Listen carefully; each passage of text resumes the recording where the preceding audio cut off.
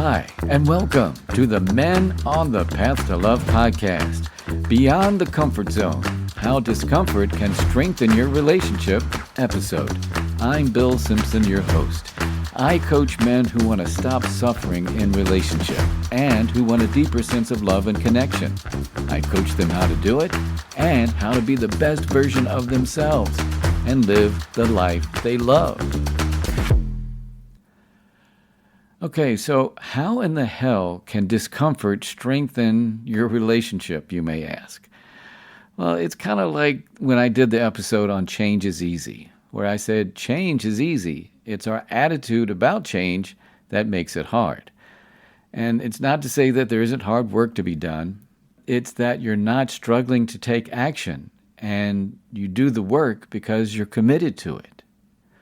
So when I say discomfort can strengthen your relationship, it's getting out of your comfort zone to make the changes you need to strengthen your relationship. When you try to make changes to become a better version of yourself, you're going to have some discomfort because it will seem awkward and unusual and foreign to you. Trying things you've never done before is getting out of your comfort zone. When you start feeling comfortable with being uncomfortable, you're on to something big. That's how you grow to be the best version of yourself. I'll use Frank as an example. Frank, not his real name, was referred to me by his therapist. And it was clear that he wanted to make some changes in his life, especially in his relationship with his fiancée, Fran. Not her real name, of course. Frank was getting a lot of feedback from Fran that had him concerned that she might break off the engagement. Some of the feedback was that, for one, Frank had a hard time validating Fran's feelings and experiences. She would tell him how she felt about something, and he would get defensive, or at times dismissive. She tried to explain to him that she needed to feel heard, and he would just respond with, "I do hear you." And this frustrated Fran to no end.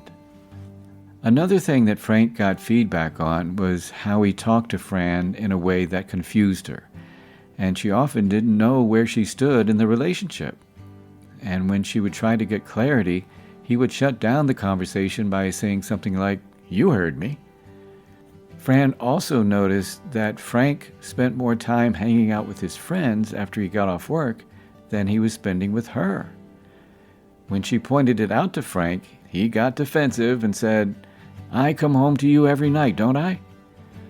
Well, this was so hurtful for Fran to where she knew she had to take care of herself. Now, even though Fran and Frank were engaged, they still had separate places. Fran stayed with Frank most of the time. In order to take care of herself, she started spending more time at her place, since Frank insisted on hanging out with his friends. Frank took notice and was afraid that Fran might break it off, and this is where he felt the need to get some help. So Frank had explained to me all of this, the feedback Fran had given him, and we got started. The first thing was to address his defensiveness. And it was funny because when I mentioned it, he said, "But I don't get defensive." And I just smiled and told him that he was being defensive right now, and he was like, "Oh." And I took that as a good sign because he got it, right? Well, I shared with him a phrase that I've shared on this podcast and with all my clients, and that is, reality is in the eye of the receiver. I explained that it's not about being right or wrong, it's about validating her experience. And I gave him an example. Say if she said something like, "I need you to stop with your attitude." Instead of being defensive and saying, "I don't have an attitude," stop, take a breath, and say something like, "I'm sorry you experienced me that way. Tell me more. Tell me how I did that." Well, Frank didn't like that one bit. He was like, "I can't do that, man. It goes against my nature." And I supported him, and I got where he was coming from, and that I used to be the same way. And I told him that if he wanted to improve his chances with Fran, that he would have to work on getting out of his comfort zone to grow, and to be a better version of himself. He had this puzzled look on his face, so I knew I had to explain this in a different way. And since I knew he liked to play tennis, I asked him about how it was the first time he played tennis. And he said it was really awkward at first, especially with serving and his backhand. And I asked, why didn't he quit if it was so awkward? And he said that it was because he really wanted to learn how to play. And I was like, so even though it was uncomfortable at first, you got out of your comfort zone because you really wanted to know how to play tennis. And he smiled and said, you got me. So then I asked him, do you want to be a better version of yourself? And he was like, for Fran, yeah. And I was like, no, do you want to be a better version of yourself for you? Because if Fran decides to leave or not, you'll still have the same issues. And he thought about it for a minute and was like, you're right. And he smiled again and he was like, I'm all in, coach. And to me, this meant that Frank was coachable. And that's when we really got down to business. I encouraged Frank to get comfortable with being uncomfortable, because in order to change, he would have to get out of his comfort zone and be open to change. I told him that the discomfort was from trying to shift his old way of thinking and acting to a new mindset and way of behaving, because that's how the brain works. It resists change. Accepting that your brain does that, feel the discomfort, and keep going. Keep telling your brain that you're going to think and act differently. When you do that, your brain will eventually stop fighting you and give up. And you will be beyond the discomfort and feel comfortable with your new attitude and behavior. So I asked Frank if he could see how discomfort could be a positive thing, and that it meant that he was growing and becoming a better version of himself, and that the more discomfort he had, the more he was going to grow. No longer afraid of change and the discomfort of change, he did the work. He told me that he made discomfort his best friend. He put Post-it notes with the words, "Be comfortable with uncomfortable," all over the place, in his car, at his desk at work, on the fridge at home, and so on. Frank's commitment to doing the work, discomfort and all, really paid off. Part of the work involved Fran seeing me with Frank from time to time. She was committed to her growth too.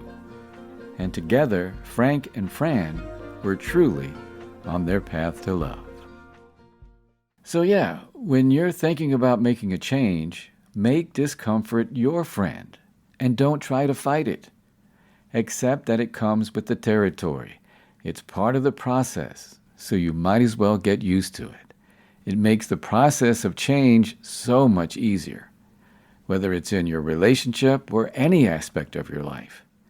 And going back to attitude, it's our attitude about the process that can make it easier or harder. You decide.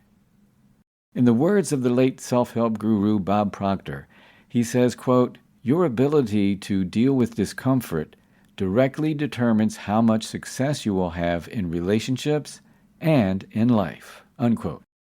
All right, so get comfortable with uncomfortable. And that's going to do it for this episode of the Men on the Path to Love podcast. I'm Bill Simpson, your host. I appreciate you listening. Coming up on the next episode of the Men on the Path to Love podcast, it's a bonus episode with author Dr. Mark Hicks.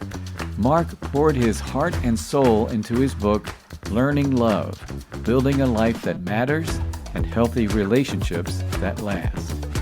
He says, in today's world, where loneliness and conflict are pressing issues, he's confident that his insights can offer hope and guidance for those seeking deeper connections.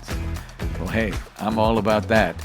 So please join me for the Learning Love with author Dr. Mark Hicks bonus episode on the Men on the Path to Love podcast. Now, as always, if you have any topics you'd like for me to cover or want to reach me for any reason, please contact me at my website, menonthepathtolove.com. You can sign up for a free coaching session with me, How to Communicate Better in Relationship. You can also download my free cheat sheet, 5 Ways to Communicate Better in Relationship. You can do it all at menonthepathtolove.com. And as I continue my love mission to spread more love and connection in the world, I ask you to help me by spreading the word about this podcast. Simply share the link and share the love. And until next time, keep your heart open and stay on the path to love.